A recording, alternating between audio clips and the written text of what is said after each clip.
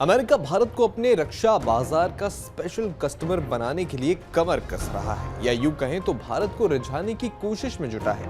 इस हफ्ते अमेरिकी रक्षा विभाग, पेंटागन और बोइंग कंपनी का उच्च स्तरीय प्रतिनिधिमंडल भारत फिर से आ रहा है, जहां $4 बिलियन यानी करीब 33,500 करोड़ रुपए के मेगा डिफेंस डील पर बातचीत होगी। इस सौदे में भारतीय नौसेना के 6 नए P-8I पोसाइडन विमान और वायुसेना थलसेना के लिए CH-47F चिनूक हेलीकॉप्टर शामिल हैं। ये डील न सिर्फ भारत की सैन्य ताकत बढ़ाएगी, बल्कि हिंद महासागर में चीन की हरकतों पर नजर और हिमालय की ऊंचाइयों पर तैनाती तेज करने में मजबूती देगी। लेकिन कीमत, स्वदेशी तकनीक और आत्मनिर्भर भारत नीति पर अड़चने भी हैं। भारतीय नौसेना के पास अभी 12 P-8I पोसाइडन विमान हैं, जो 2013 से तैनात हैं।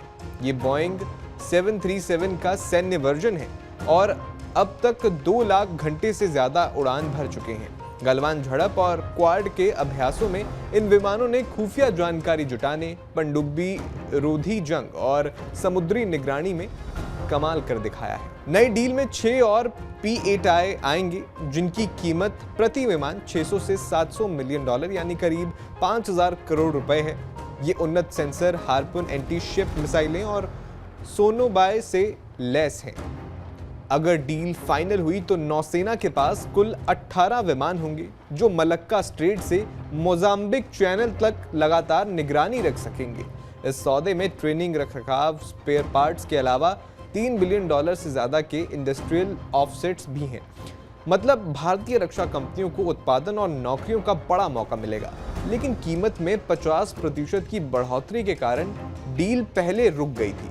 अब भारत DRDO के नेवल एंटी शिप मिसाइल जैसी स्वदेशी तकनीक को इन विमानों में फिट करने की मांग कर रहा है। सूत्रों का कहना है कि साल के अंत तक लेटर ऑफ एक्सेप्टेंस यानी LOA पर साइन हो सकते हैं। अब P-8I के साथ बोइंग CH-47F चिनूक हेलीकॉप्टर की नई खेप पर भी जोर दिया जा रहा है। 2019 में भारत ने 15 चिनूक खरीदे थे, जो LAC पर सैनिक हथियार और M77 हाइजर तोपें ले जाने में गेम चेंजर साबित हुए। रूस के Mi-26 हेलीकॉप्टर जो भारत के पास हैं, ये यूक्रेन युद्ध शुरू होने के बाद से यानी 2022 से ग्राउंडेड हैं, क्योंकि पार्ट्स की सप्लाई रुक गई है। चिनूक 10 टन लोड ले जा सकते हैं, लेकिन तेज तैनाती और ऊंचाई पर बेहतर काम करते हैं। नई डील में वायुसेना और थलसेना दोनों के लिए एक्स्ट्रा चिनूक की बात हो रही है। लेकिन नई खरीद में अड़चन ये है कि भारत आत्मनिर्भर भारत नीति पर ध्यान दे रहा है। अब बोइंग वायुसेना और थलसेना दोनों से बात कर रहा है, लेकिन सूत्रों का कहना है कि मेक इन इंडिया और टेक्नोलॉजी ट्रांसफर की ठोस गारंटी के बिना नया सौदा करने के पक्ष में भारत नहीं है। इसके अलावा प्रस्ताव को भारतीय स्वदेशी मल्टी रोल हेलीकॉप्टर से भी जो है वो कंपटीशन मिल रहा है। डील में सबसे बड़ी अड़चन कीमत और ट्रम्प सरकार के रूस से तेल आयात पर लगाए गए टैरिफ हैं, जो भारत अमेरिका रिश्तों में तनाव पैदा कर रहे हैं। फिर भी ये सौदा सिर्फ हथियारों का नहीं है, बल्कि इंडो पैसिफिक में चीन के खिलाफ साझा रणनीति का हिस्सा है।